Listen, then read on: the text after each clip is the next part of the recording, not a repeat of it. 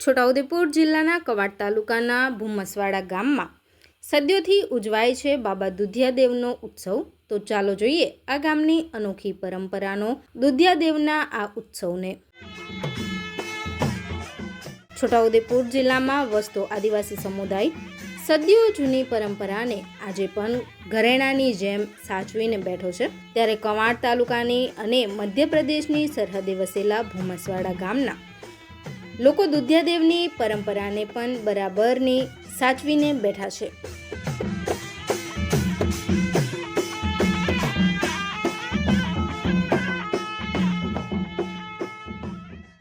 ગામ લોકોની માન્યતા અનુસાર સિહાદા ગામમાં દુધિયાદેવના તહેવારની ઉજવણી થયા બાદ જ આ ગામમાં દુધિયાદેવની ઉજવણી થાય છે। ગામની પરંપરા અનુસાર ગામના દરેક ઘરેથી મુઠ્ઠી ડાંગર ઉઘરાવી ખાંડનિયામાં ખાંડી તેની ખીર રાંધી પ્રસાદ કરવામાં આવે છે। ગામના પટેલ પૂજારા સહિતના લોકો નદીમાં જઈને 5 પથ્થરને દૂધ દહીં ઘીથી નવડાવી પૂજા વિધિ કરે છે અને એક મરઘાને નદીના પ્રવાહમાં છોડવામાં આવે છે। જો મરઘું સામા પ્રવાહે જાય તો સારો વરસાદ વરસે અને વહેતા પ્રવાહ તરફ જાય તો ઓછો વરસાદ વરસે તેવી આગાહી કરવામાં આવે છે।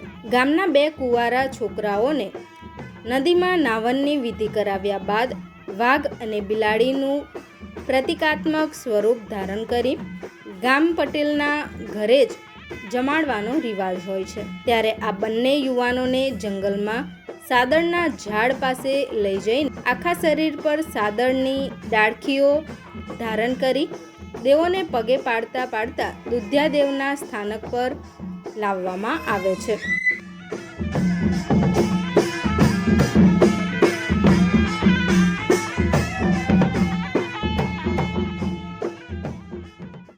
અને વાઘ બિલાડીને રસ્તામાં ખાસ જગ્યા પર ઊભા રાખી ટીપ પાડી ચા પાઈને ઊંધા પગે દુધિયાદેવે લાવવામાં આવે છે।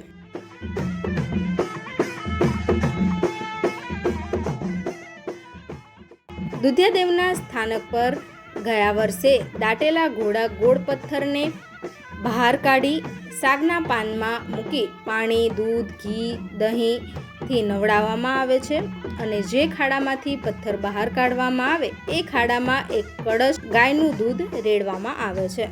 ઊંધા પગે આવેલ વાઘ બિલાડી ગામ પટેલ પૂજારા સહિત 5 લોકો ખાડાની ચારે તરફ બિલાડી હૂપ વાઘ હૂપ બોલી ખાડામાં સાદળના લાકડીઓ નાખી 5 વાર ફરી 5મી વખત ફરી વાઘ અને બિલાડી ભાગે છે।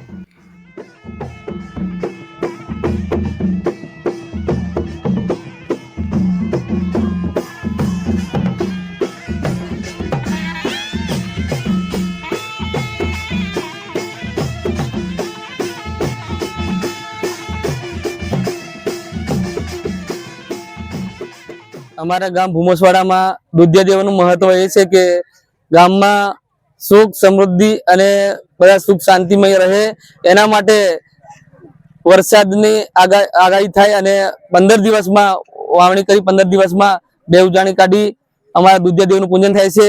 અને આ દુધિયાદેવનું પૂજન 2 ગામમાં થતું હોય છે, મોટા દેવ સિયાદા અને નાનો દેવ ભૂમસવાડામાં। આમ બંને ગામમાં પૂજન થતું હોય છે અને અહીંયા વરસાદની આગાહીને લઈ અને ગામની સુખ સમૃદ્ધિ માટે આ દુધિયાદેવનું પૂજન થતું હોય છે। આ ગામમાં હર વર્ષે અમારા પૂર્વજો જે પ્રમાણે કરતા આવ્યા છે આદિવાસી સમાજના રીતવાજ મુજબ તે પ્રમાણે અમે કરતા રહીએ છીએ અને કરીશું। હાલમાં અમારા ગામમાં જે પૂજન થયું છે એમાં 125 ઘોડા આગલી વખતે હતા, તો આ વખતે 127-28 કંઈક છે। તો આ વર્ષે વર્ષ સારું રહેશે એવું ગામ લોકોની કહેવાની માન્યતા છે અને આ ગામમાં હર વર્ષે અમારા પૂર્વજો જે કરતા આવ્યા છે એ પ્રમાણે ચાલુ રહેશે। તો ગણેશભાઈ, ગયા વખતના જે પથ્થર હતા એમાં વધારો થયો, તો ગામ લોકોની શું માન્યતા વધારો થયો? ગયા વર્ષે 126 હતા કંઈક અને આ વખતે 128 છે। તો ગામમાં સુખ સમૃદ્ધિ અને સારું રહેશે તેવું માનવું છે લોકોનું। આ વખતે 128 થયા છે તેવું લોકોનું કહેવું છે। દુધિયાદેવની ઉજવણીની માન્યતા મુજબ જે ખાડામાં 1 લોટો ભરી દૂધ રેડવામાં આવ્યું હોય એ દૂધને 1 કલાક બાદ ફરી લોટામાં ભરવામાં આવે છે।